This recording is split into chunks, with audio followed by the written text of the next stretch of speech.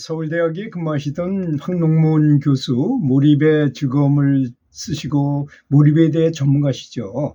그분이 지금은 이제 서울대학을 정년퇴직하고 몰입 아카데미라는 것을 운영하고 계신다고 합니다.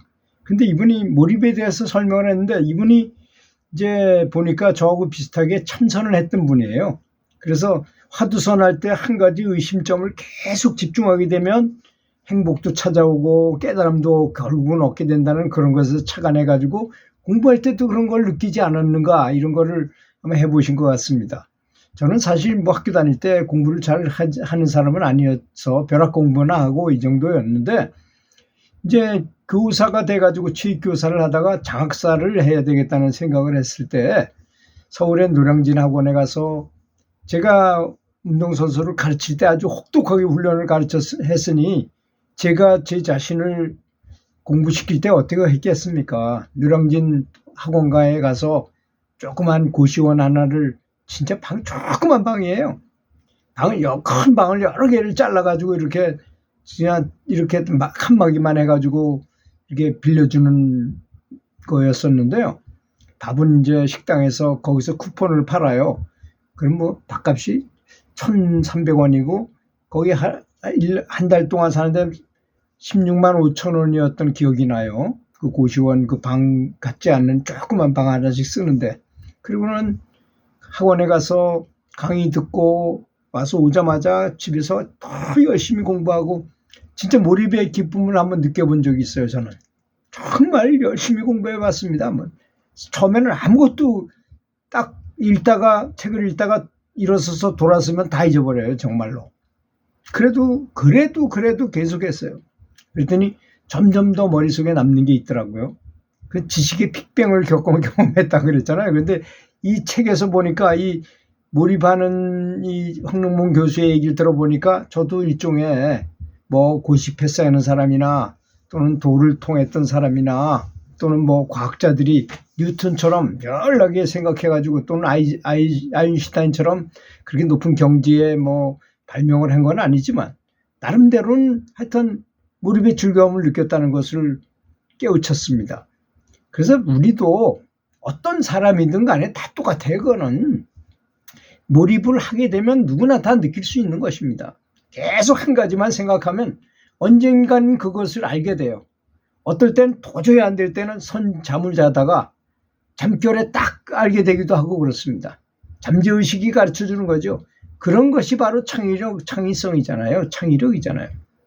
여기에 이제 좋은 소재가 되시는 분이 계십니다. 미국의 깨달은 스승이었던 레스터 레븐슨 선생님이 2달 동안 치열하게 탐구를 했어요. 나는 누구인가를. 나는 과연 어떤 내 정체가 뭔가, 내가 뭔데 이렇게 병이 걸려가서 병원에서 죽을 때가 됐으니까 가서 집안에서 이제 잘 먹고 있다가 때가 되면 그냥 죽어라, 이래서 병원에서 내쫓겨가지고 와가지고 생각해 보니까 너무나 한심하다라는 것입니다. 그래서 치열하게 나는 누구인가를 탐험했다요. 그래요. 그래서 그때 이제 이분이 알았던 것이 뭐냐? 행복, 지성, 사랑에 대해서 많이 생각하다 보니까 해답을 찾았는데, 사랑하면은 행복과 지혜가 생긴다는 사실을 깨우쳤어요. 이건 놀라운 깨우침 아닙니까? 통찰력을 얻은 거죠. 첫 번째 통찰은 바로, 행복은 내가 사랑하면 얻을 수 있는 것이구나. 내가 저 버지니아라는 아가씨를 풀밭에서 포옹하고 있을 때 너무나 행복했던 것을, 평생에 가장 행복했던 순간이었는데, 그 여자는 지금 50이 된 나이에서 그 여자는 다른 남자의 부인이 되고 나는 그 여자를 사랑하지도 않아. 그런데 그때를 생각하면 기분이 좋고 행복한 것은 내가 사랑했기 때문이었지, 그 여자가 이쁘고 뭐 이런 것이 문제가 아니고 내가 누군가를 사랑했기 때문에 내가 행복했다는 걸 깨우친 거예요, 말하자면. 그래서 이제 그래서 사랑하고 감사하는 거를 계속 훈련합니다. 엄청나게. 그랬더니 긴장감도 없어지고 비참한 마음도 없어지고 무거운 짐을 내려놓은 것 같이 되더라는 것입니다. 마음의 상태가 변해버린 거죠. 그전하고 지금하고. 그러니 우리가 이 말을 듣고서 우리가 생각해 봐야 될 게 뭡니까? 우리 연불할 때 연불에 몰입을 하는 것입니다. 몰입을 하다 보면 이런 상태에 오게 될 것이 아니겠습니까? 그래서 감사하면서 제가 늘 강조하는 거는 연불하면서 부처님께 감사하면서 감사함으로 뒤집혀서 완전히 감사함이 가득 차게 마음속으로 연불을 계속하면 바로 이런 상태를 맞이하지 않겠는가 이런 얘기입니다. 행복은 그래서 이분이 얻은 첫 번째 통찰이 뭐냐? 행복이란 것은 내가 사랑하는 능력이 얼마나 좋으냐? 이 능력에 따라서 행복이 찾아오더라. 그것은 어마어마한 통찰이었고 큰 자유를 얻게 되었다는 것입니다. 그것 때문에. 참 이게 부처님 말씀과 너무나 같잖아요. 부처님께서 행복하기 위해서 또는 아라한과를 얻기 위해서 깨달음을 얻기 위해서 뭘 해야 되는가?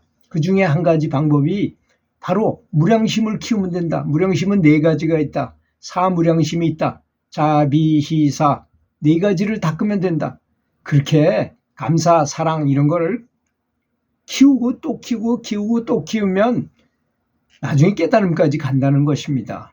제가 제일 좋아하는 말 중에 한 가지가 대열반경 범행품에 있는 바로 자비심이 곧 열애니라.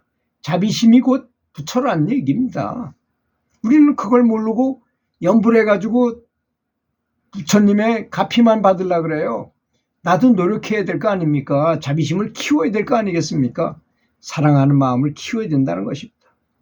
이래서 이분이 이제 올바른 방향으로 내가 가고 있구나 하는 걸 인지하게 됐어요. 강력한 에너지도 느끼고 행복도 느껴지니까 내가 올바른 방향으로 가고 있구나. 그래서 행복의 사슬의 끄트머리를 잡았다는 걸 확실히 느꼈어요. 그런데 행복의 사슬 끄트머리만 잡으면 뭐 하겠습니까? 행복의 사슬을 꽉 잡아야 될 거 아니겠습니까? 그래서 전체를 보기로 결심을 하고 계속 나에게 일어나는 모든 일이 책임이 나에게 있구나. 이체의 심지어였구나. 여지껏 생각해 보니까. 그래서 내가 너무 저걸 집착하기 때문에 오히려 내가 거기 묶여 있구나 하는 것도 깨우치게 된 것입니다. 그래서 자기 자신에게 자유를 줬어요. 너무 집착하지 말고 편안한 마음을 가져라. 우리가 무슨 일을 할 때 뭔가 꼭 이루려고 그러면 힘이 너무 들어가서 엉뚱한 결과가 나오잖아요. 부드럽게, 재밌게 이렇게 하는 거죠. 그 세 번째 통찰은 나는 누구인가를 계속 생각하다 보니까 이제 나는 무한한 존재임을 깨닫게 됐어요. 모든 한계라는 것이 과거에 학습되어진 내 마음의 관념이었다는 것을 확실히 깨우치게 됩니다. 우리가 이걸 이론적으로 이렇게 아는 거하고는 다른 거예요. 이 얘기는 완벽하게 마음속에서 우러나서 자기가 깨우쳐야만 그 경지를 이해할 수 있게 된다는 것입니다. 들어주셔서 감사합니다.